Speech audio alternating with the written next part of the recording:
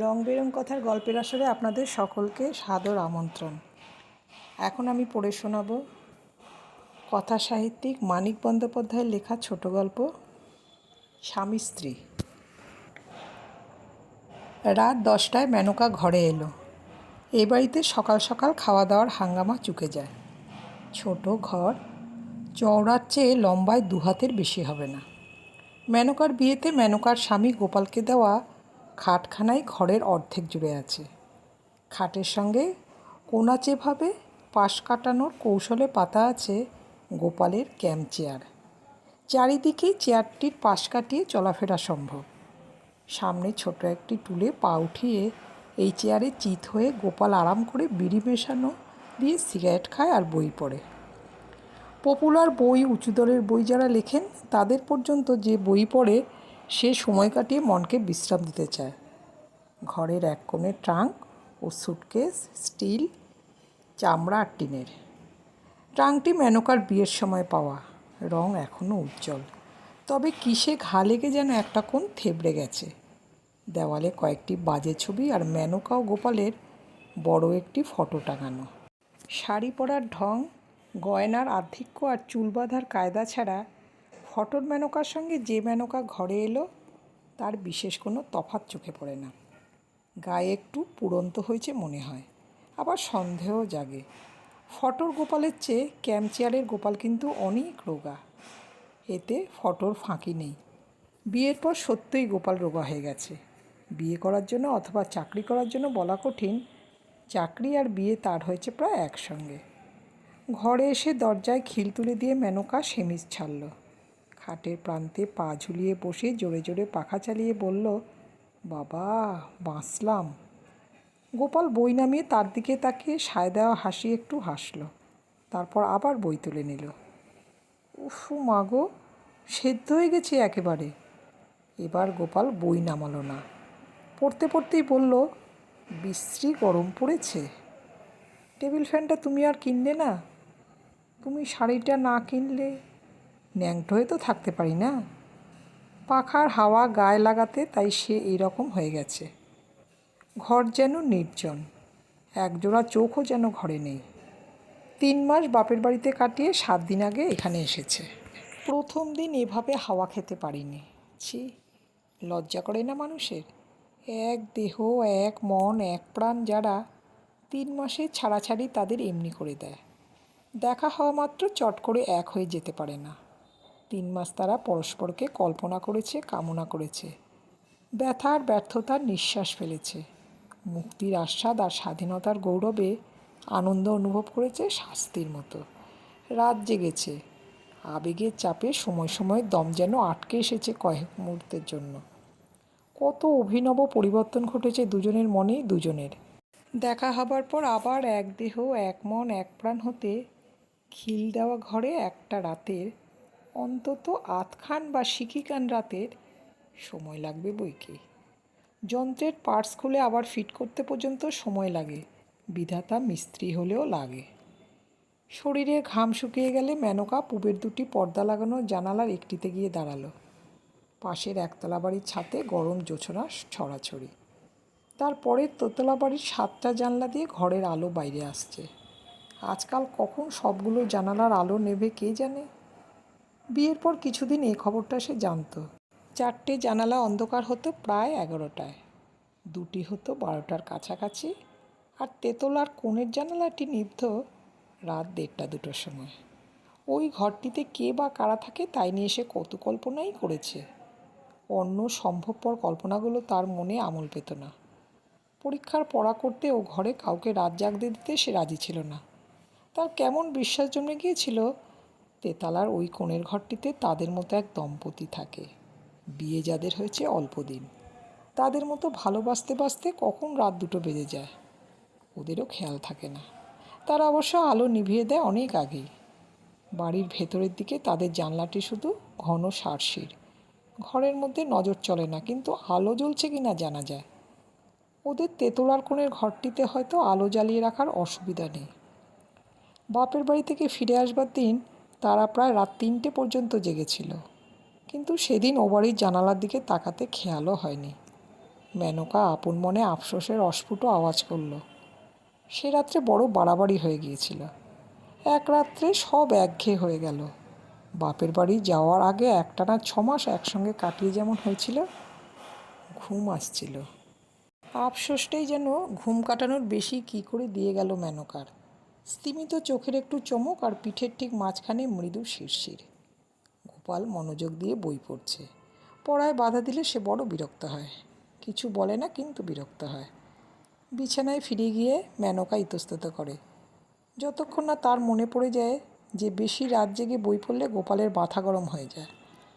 ঘুম ভাঙিয়ে তাকে বড় জ্বালাতন করে গোপাল।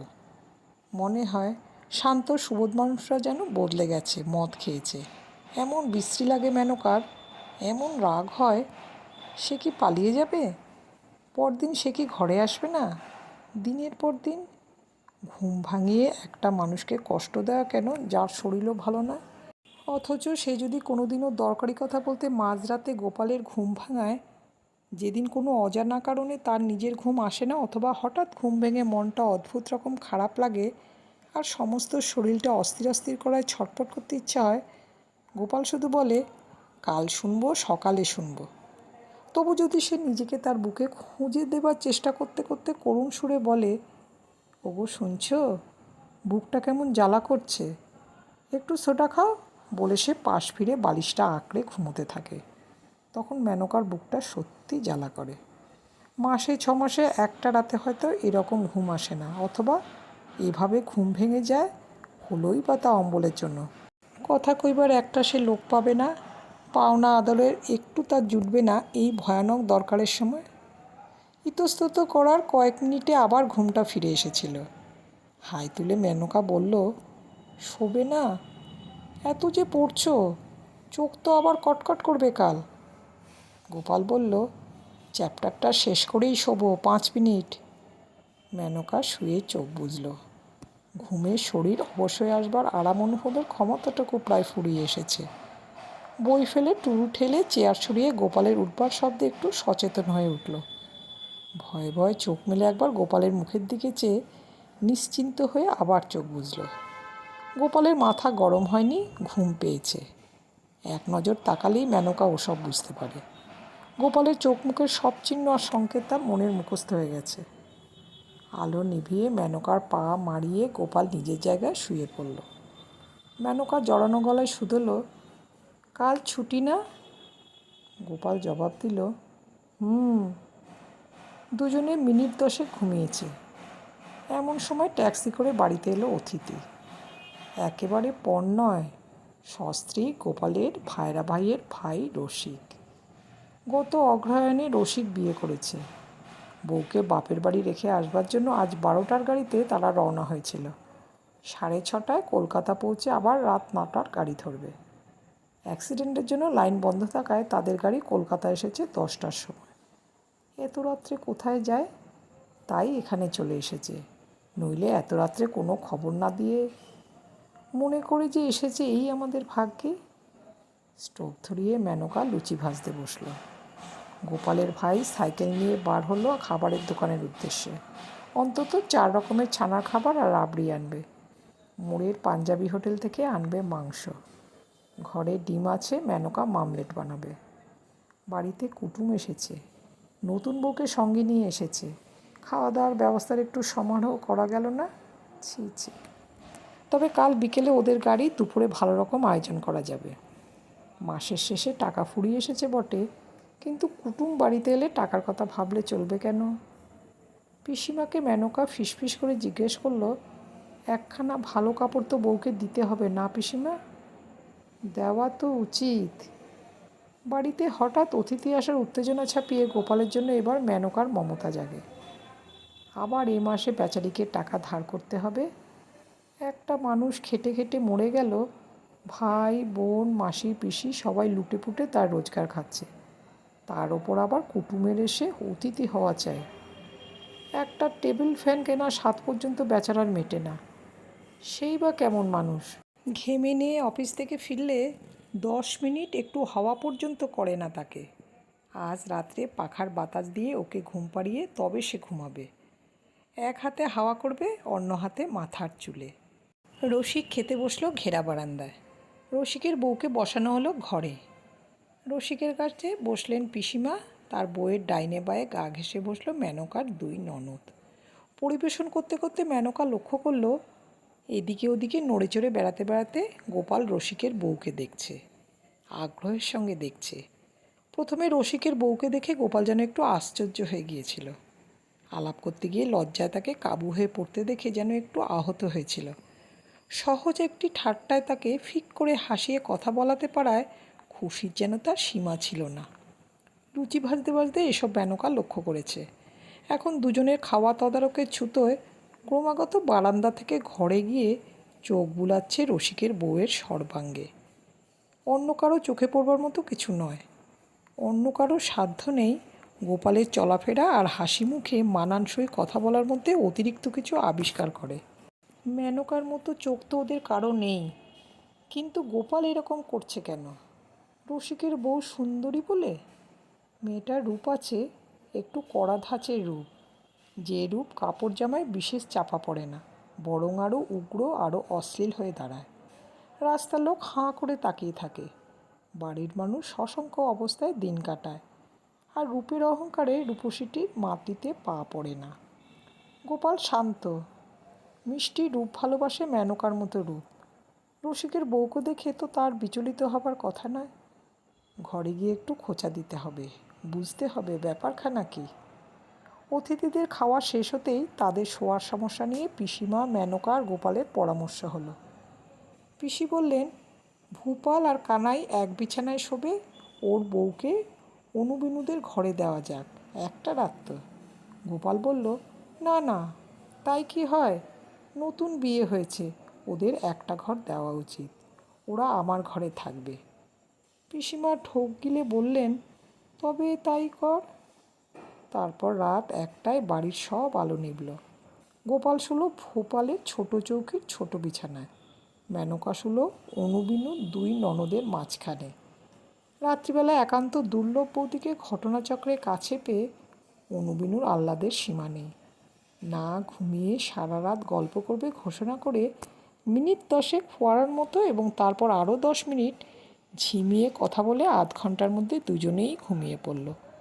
মেনকা রইল জেগে। গোপালকে তার কত কথা বলার ছিল, কিছুই বলা হলো না। আজকের রাতটা কাটবে, এই দীর্ঘ অফুরন্ত রাত, তারপর সারাটা দিন যাবে। কিছুতে কাটতে চায় না এমন একটা দিন। রাত 10টায় সে গোপালের সঙ্গে কথা বলবার সুযোগ পাবে। ততক্ষণে বাসি হয়ে যাবে সব কথা, বলার কোনো মানেই থাকবে না। তাছাড়া পিসিমা কাল ওদের এখানে থেকে যেতে বলেছেন। কাল দিনটা বড় খারাপ, যাত্রা শুভ নয়। রসিকেরা হয়তো কালও এখানে থেকে যাবে, রাত্রে দখল করবে তার ঘর। তাহলে সেই পরশু রাত্রের আগে গোপালকে সে আর কাছে পাচ্ছে না। কি হতচ্ছাড়া একটা বাড়ি গোপাল নিয়েছে, একটা বাড়তি ঘর নেই। বাড়তি ঘর থাকবেই বা কী করে? ভাই বোন মাসি পিসিতে বাড়ি গিজগিজ করছে, গোপালের দোষ নেই। এই বাড়ির জন্যই মাসে মাসে 35 টাকা ভাড়া গুনছে। সকলের সুখের জন্য খেটে কেটে সারা হয়ে গেল মানুষটা। একটু রোগাও যেন হয়ে গেছে আজকাল, নিশ্চয়ই রোগা হয়ে গেছে। পরশু যখন তাকে জড়িয়ে ধরেছিল, কই আগের মতো জোরে তো ধরেনি। কাছে থাকলে আজকেই পরখ করা যেত কতখানি দুর্বল হয়ে পড়েছে। কাল সকালে চেয়ে দেখতে হবে গোপালের চেহারা কেমন আছে। কাল থেকে একটু বেশি মাছ দুধ খাওয়াতে হবে তাকে। এখন গিয়ে যদি একবার দেখে আসে। ভূপাল আর কানাই নিশ্চয়ই ঘুমিয়ে পড়েছে, কিন্তু আলো জ্বালালে যদি ওদের ঘুম ভেঙে যায়, অন্ধকারে গায়ে হাত বুলোতে গেলে গোপাল যদি জেগে যায়, আজ রাত্রে কিছু হবে না। আজ সে ফাঁদে পড়ে গেছে। হার্ট ফেল করে এখন সে যদি মরেও যায়, গোপালের একটু আদর পাবে না। কোনো উপায় নেই, কোনো ব্যবস্থা করা যায় না। একটা বাড়তি ঘর যদি বাড়িতে থাকতো। রাত্রির স্তব্ধতা মেনকার কানে ঝমঝম শব্দ তুলে দেয়। ছুতো আর কৈফিয়তের আশ্রয় ছেড়ে যুক্তি আর সঙ্গতির স্তর অতিক্রম করে চিন্তা তার সোজাসুজি স্পষ্টভাবে গোপালকে চেয়ে বসে। পুরনো অভ্যস্ত মিলনের পুনরাবৃত্তি। তারপর মেনকা মরে যেতে রাজি আছে। শুনছ? একসঙ্গে শীত আর গ্রীষ্ম অনুভব করে মেনকা শিউরে উঠল। জানালার শিকে মুখ ঠেকিয়ে গোপাল গলা আরেকটু চড়িয়ে বলল, ঘুমিয়েছ নাকি? আমায় একটা অ্যাসপিরিন দিয়ে যাও। মেনকা সাড়া দেবার আগেই ঘরের এক প্রান্ত থেকে পিসিমা বললেন, কে রে গোপাল, শরীর খারাপ লাগছে নাকি? না, গরমে মাথা ধরেছে, অ্যাসপিরিন খাবো। তুমি উঠো না, উঠো না কিন্তু পিসিমা, তোমার উঠে কাজ নেই। মেনকা দরজা খুলে বেরিয়ে এলো। অ্যাসপিরিন যে ঘরে রয়েছে, তবে অ্যাসপিরিন থাক, ছাতে গিয়ে একটু শুই। ভূপালদের ঘরটা বড্ড গরম। খোলা ছাতে শোবে, অসুখ করে যদি? কিচ্ছু হবে না, একটা পাটি বিছিয়ে দাও। ঘর থেকে মেনকা পাটি আর বালিশ নিয়ে এলো। একটি বালিশ। বারান্দা পার হয়ে ছাদের সিঁড়ি দিয়ে যাবার সময় তাদের ঘরের সামনে সার্সির জানালার কাছে তাকে দাঁড় করিয়ে গোপাল চুপি চুপি বলল, দেখেছ, এর মধ্যে ঘুমিয়ে পড়েছে। সার্সি অন্ধকার, রসিকের নাক ডাকার শব্দ বাইরে শোনা যাচ্ছে। মেনকা বলল, ঘুমোবে না? রাত কি কম হয়েছে? ছাতে পাটি বিছিয়ে মেনকা বালিশ ঠিক করে দিল। গোপাল শুধালো, তোমার বালিশ আনলে না? আমিও শোবো নাকি এখানে? গোপাল হাত ধরতেই সে পাটিতে বসে পড়ল। সবাই কি ভাববে? গোপাল জড়িয়ে ধরতে কিছুক্ষণ তার শ্বাস বন্ধ হয়ে রইল। আর সিঁড়ি ভাঙতে পারি না, একটা বালিশেই হবে। তেতলা বাড়ির কোণে সেই ঘরে জানলার আশির উপর দিয়ে দেখা যাচ্ছিল। এখনও সে ঘরে আলো জ্বলছে।